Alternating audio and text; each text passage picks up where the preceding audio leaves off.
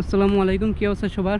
তো আমার লাস্ট এপিসোডে দেখছেন হয়তো বা লাস্ট পার্টে দেখছেন যে আমি হবিগঞ্জ ছাড়াই মাধবপুর ছাড়াই অনেক দূর চলে আসছিলাম। আমার উদ্দেশ্য ছিল শ্রীমঙ্গল। তো শ্রীমঙ্গলের কাছাকাছি এর মধ্যেই চা বাগান পাই গেলাম। তো এখন আর কি চা বাগানের একটা পাহাড়ের উপরে চূড়ায় একেবারে উঠে গেছি। ঠিক আছে, দেখাবো, নিচেও দেখাবো। এখন দেখি চা গাছ। আমি আপনাদের চা গাছ দেখানোর জন্য এখানে নিয়ে আসলাম। এই যে দেখি এগুলো সব যত গাছগুলো দেখেন সবগুলোই চা গাছ। কিন্তু কথা হচ্ছে এখানে চা কি পাতা দিয়ে বানায় নাকি দিয়ে বানায় আই ডোন্ট নো। এই দেখি তো কলি, দেখি পাতার কলি, এগুলোই হয়তো এই কলি দিয়ে বানায় বা কোনো ফল হয় কি না আমি সঠিক জানি না। তো এই যে পাহাড়ের একেবারে টপে আছি বর্তমানে। এখন আর কি নিচের দিকে নামবো। ঠিক আছে, তো এই পাশ থেকে নামবো।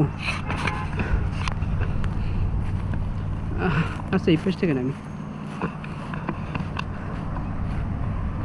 এই যে একেবারে ওই দূরে মেইন রোড। তো এইখান থেকে আর কি নামতেছি। কিন্তু আপনি যতই চারপাশে তাকাবেন সবগুলোই প্রতিটা পাহাড়ে, ওই পাহাড় এই পাহাড় এই পাশে যত পাহাড় আছে সব পাহাড়ে শুধু চা বাগান আর চা বাগান। হ্যাঁ, লোক দেখি না চা তোলা। এমনি ভিডিওতে অনেক দেখি যে মানুষজন চাটা তুলে, কিন্তু এখানে কোনো লোকজনই নেই, আমরা একলাই। ও তো ভাই নিচে, আমি উপরে নামতেছি আর কি। এটা অনেক খারাপ, অনেকটাই ঢাল।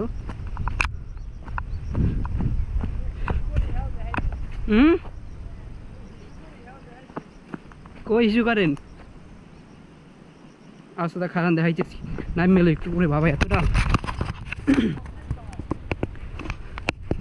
এই যে এটা হচ্ছে রোড।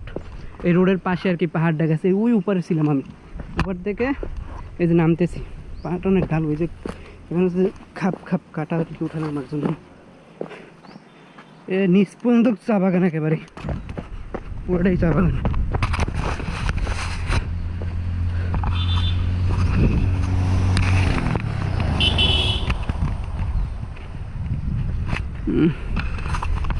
এই রোডটা ধরে আর কি যাইতেছি আমরা। শ্রীমঙ্গলে কি আইছি?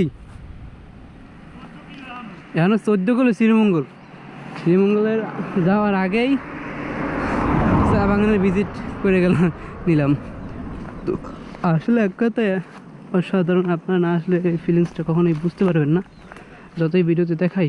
আচ্ছা ঠিক আছে, তো নেক্সট বার দেখার জন্য সবাইকে অনুরোধ রইল। আল্লাহ হাফিজ, টাটা।